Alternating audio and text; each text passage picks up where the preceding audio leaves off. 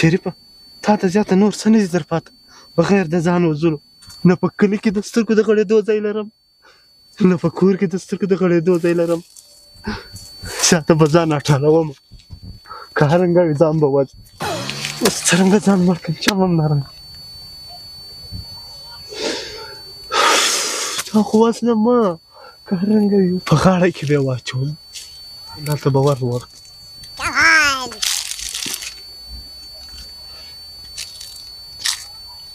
اوه های دی ازموش به هر روز د کټایي لرګي کم سوي ول هلکان ولې غلا کږي هغه خو دغه دی غل رسۍ هم ورسره ده نن به د نه خوښ سمه څنګه به داسې نه چې راځه ونه غورځي له دې خوا به داسې ورسره لاړ شم داسې دا زیاته د وار دی خري وار دی زیاته به له دنیا ځم.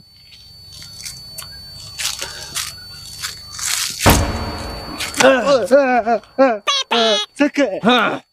هرنګه اغلا کوې هرنګه اغلا کوې چې غلا کوم لاس واړوه لاس واړوه لاس واړوه لاس واړوه وروره زه غل نه یم. لاس واړوه زه پسې ګرځېدم چې دا غل ونیسم دغه دې په لاس راغلی واړوه لاس زه غل نه یم وروره زه غلا نه کوم وروره. اوس به خود دغه باندې کوې اوس به خود دغه باندې کوې په دا غاړه کې راواچوه په دا لاس کې مه راچوه ته بیا چیرې زما د مرګ له مابینه راغلې اوس ور پراړئ تګر دا یې څنګه زده دي یې د غله بیا هیله ده قرآن اوس به هلکان ته ټلیفون وکړه چې په دا باغ کې د کشې لکه زموږ لښتې ته دغې زه غل نه یم زه غلا نه کوم. ته بیا څه شې بیا دلته وسپکه یې زه چې غل بیا ما فقط چت کې رسۍ اچوله نو اوس لښتې ختم شوې د باغه لرګي د ګرد یوړل اوس روغ دارونه را ماته یې زه نو کم نه پازنه ته زما خبره واوره. څه خبره ده ته یې وکړه کومه خبره کوې وروره زه دا چې ګلګۍ اکا زوی یم زه به په ادون دنیا کې ستاسې سیبانه لښتې غلا کوم. ته د ګلګي زوی یې ګلګی خو زما ډېر یار دوست وي واقع تاسې د غلا خلک ستاسې د غلا کورنۍ نه ده وروره څه مسله ده چې دلته د رسۍ راوړکې ده راځه چې شته مجلس چې شته خیر دی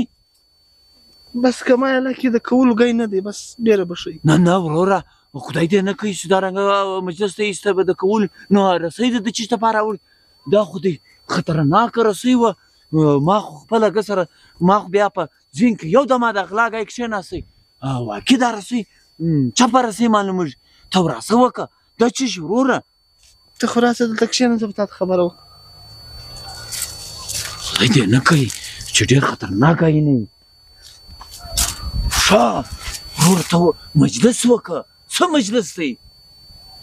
وروره خو دارنګه مجلس دی درته کولی نه شم. سړی خبره وکړه چې هره خبره یې خو وایه که د هرې خبرې حل شته له ما سره ظالمانو ډېر ظلم وکړي بغیر له مرګه بل شی نه سو راپاتې. ځان وزنې نه څه پېښه سوې ده وروره پېښه راته وایه. بس وروره اوس زه ودا ته مجبوره کړم چې حال درته وایم. خبره دا ده ما څخه څو ورځې مخکې موبایل ورک شو په موبایل کې مې څه تصویران ویډیوګانې شیان وې